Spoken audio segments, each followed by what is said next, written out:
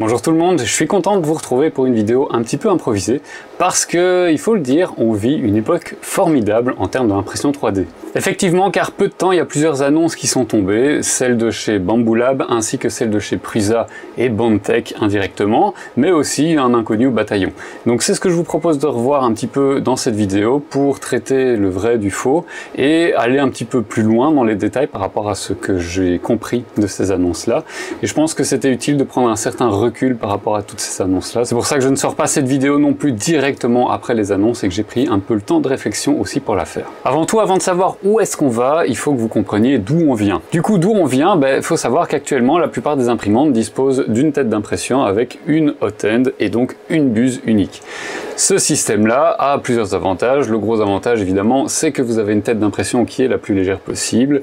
Et puis surtout, ça diminue les coûts au maximum aussi. En termes de conception, c'est aussi le plus simple et ça permet d'éviter un maximum de panne. Et donc jusque-là, on avait Prusa, par exemple, qui faisait des MMU, donc qui sont des systèmes qui permettent de charger et décharger plusieurs filaments au sein d'une seule hot end.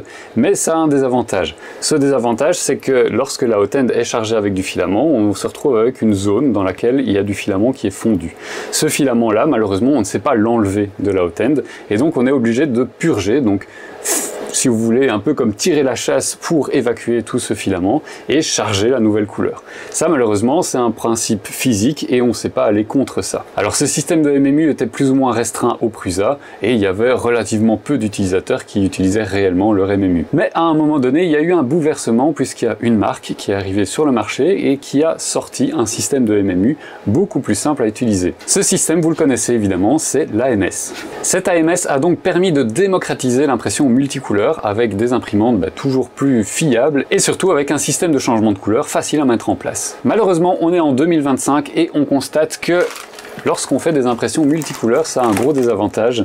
Et ce désavantage, c'est les déchets qui sont générés par ces impressions multicouleurs. Et ça, malheureusement, je vous l'ai déjà dit, mais on ne sait pas faire autrement dans le système actuel que de faire des déchets. Et donc, ça fait quelques années que les marques sont en grande réflexion pour savoir comment faire pour réduire cette quantité de déchets au minimum possible. Il y a bien des systèmes d'IDEX qui sont simplement deux têtes d'impression qui sont montées sur un rail et qui permettent de faire soit deux impressions d'une seule couleur en parallèle ou bien une impression en deux couleurs avec un changement à chaque fois de tête. Malheureusement, la plupart de ces systèmes sont relativement chers et pas spécialement fiables et donc malheureusement ils sont pas très répandus non plus. Et de toute façon, avec les IDEX, vous êtes quand même limité à deux couleurs maximum. Donc il existe une autre technologie qui s'appelle le Tool Changer qui permet de changer une partie de la tête d'impression et donc d'aller parquer cette partie de tête d'impression et donc d'en changer à chaque fois. Alors c'est ce qui est utilisé par exemple sur la Prusa XL où là vous avez maximum 5 têtes d'impression ou bien tout récemment sur la Snapmaker U1 où là vous avez 4 têtes d'impression. Ce système présente évidemment des avantages et des inconvénients. Le gros avantage c'est que vous avez vraiment 4 têtes indépendantes avec à chaque fois 4 hot ends différentes et donc un système qui permet de chauffer les filaments à différentes températures et donc de les mixer en même temps. Tout ça avec un temps de changement d'outil qui est extrêmement rapide. Malheureusement, ce système a les inconvénients de ses avantages, c'est que comme on multiplie tout, on augmente les coûts aussi. Par exemple, pour la Prusa XL, il me semble qu'on est à 3500 € pour la version complète avec 5 têtes que vous devez monter vous-même. Et d'un point de vue fiabilité, c'est quand même pas top non plus. C'est-à-dire que la mise en place de l'impression met un certain temps, vous devez à chaque fois calibrer vos têtes d'impression et ça c'est pas franchement top d'un point de vue utilisateur. Évidemment, on a découvert ensemble sur la chaîne la Snapmaker U1. Cette imprimante présente certains avantages, notamment en termes de coût, puisque là on a une imprimante avec 4 têtes indépendantes qui est beaucoup plus abordable que ce qu'on avait chez Prusa. Malgré tout, comme certains me l'ont fait remarquer dans les commentaires, ça reste un certain budget puisque on est à moins de 1000 € pour cette imprimante. Mais il faut savoir que actuellement sur le marché, ça reste le meilleur marché. En plus de ça, cette imprimante a réussi à régler un des principaux problèmes de ce type d'imprimante, c'est la calibration des 4 têtes d'impression, puisque là tout se fait automatiquement et c'est vraiment ultra facile d'un point de vue utilisateur. Donc naturellement, on arrive à la solution qui a été proposée par Bambu Lab, c'est-à-dire le système Vortech. Système qui a été annoncé en fin août, en même temps que la sortie de la H2S. Et cette annonce n'a pas été faite à ce moment-là pour rien non plus, pour différentes raisons. Et il faut savoir que Bambu Lab, dès le départ, lorsqu'ils ont imaginé la H2D, ils ont déjà pensé la suite avec ce système de Vortech. Et le fait d'avoir une hot end qui est amovible permet simplement de faire le système Vortech, qui est un système de changement de hot end à chaud, donc pendant que l'imprimante fonctionne, elle va aller parquer une hot end directement sur le côté, sur un système qui contient jusqu'à 6 hot ends différentes, et donc vous pouvez imprimer jusqu'à 7 couleurs ou 7 matières différentes en même temps sur la même imprimante. Et surtout, on en revient au problème que je vous avais dit, donc lorsqu'on doit purger toute cette partie-là dans une hot end, ben ici du coup on n'a plus ce problème-là, tant qu'on reste dans les 7 couleurs utilisées de base sur l'imprimante. Parce que du coup c'est le slicer qui va calculer automatiquement quelles sont les têtes à aller chercher et dans quel ordre les chercher pour pouvoir optimiser au maximum le temps d'impression. Donc déjà vous allez éviter les purges, vous allez éviter le temps de purge et surtout vous avez non pas 4 couleurs mais 7 couleurs avec lesquelles vous pouvez imprimer sans perte de matière. Et ça, c'est quand même un gros changement aussi. Bon, évidemment, cette solution n'a pas que des avantages, il y a aussi des inconvénients. Le premier, c'est surtout en termes de coût, puisque si vous regardez bien le système, il faut absolument conserver un AMS. Et cet AMS va se charger d'aller envoyer les filaments vers la tête d'impression et donc directement vers les hot ends aussi. Donc vous avez toujours une seule arrivée qui, après, lorsqu'on coupe le filament, on change la hot end pour mettre la nouvelle hot end sur la tête d'impression. Du coup, vous avez toujours une rétraction des filaments au changement, donc ça met un peu plus de temps que ce qu'on a par exemple sur la Snapmaker U1. En plus de ça, faites le compte, un AMS contient 4 bobines et le système Vortec peut imprimer jusqu'à 7 couleurs différentes. Donc le 7, c'est simplement parce qu'il y a toujours la hot end qui est immobile sur la H2D. Donc cette hot end là sera chargée avec un seul filament qui ne changera pas du coup pendant toute l'impression.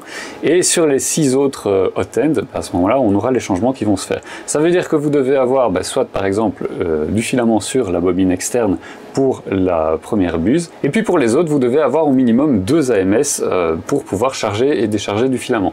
Donc 2 AMS, forcément, ça a un coût. Et en plus de ça, il faut savoir que la H2C, donc qui sera l'imprimante, qui sera une évolution de la H2D, mais déjà équipée du Vortec, sera forcément plus cher que la H2D, puisque vous avez un système en plus, et ce système forcément entraîne des coûts supplémentaires. Donc là, je pense qu'il y a pas mal de gens qui n'ont pas trop saisi ça. Il faut savoir qu'actuellement, une H2D combo, c'est 2200 €. Moi, je table a priori sur une H2C à facilement 2500 €. Donc, est-ce que ce sera accessible pour tout le monde? Je crois pas non plus. En tout cas, dans un premier temps, la série H, ça reste la série haut de gamme chez Bambu Lab. Et donc, ce système-là sera réservé dans un premier temps au haut de gamme. En plus de ça, il faut savoir que vous pourrez upgrader une H2S ou une H2D, en tout cas en théorie, vers une H2C, mais malgré tout, ils ont bien précisé dans un article de blog que pour la H2S, ce serait quand même pas très intéressant d'un point de vue économique, et en plus de ça, vous devriez être vachement bricoleur, puisqu'il faut changer toute la tête d'impression, adapter toute une série de systèmes par rapport à ça.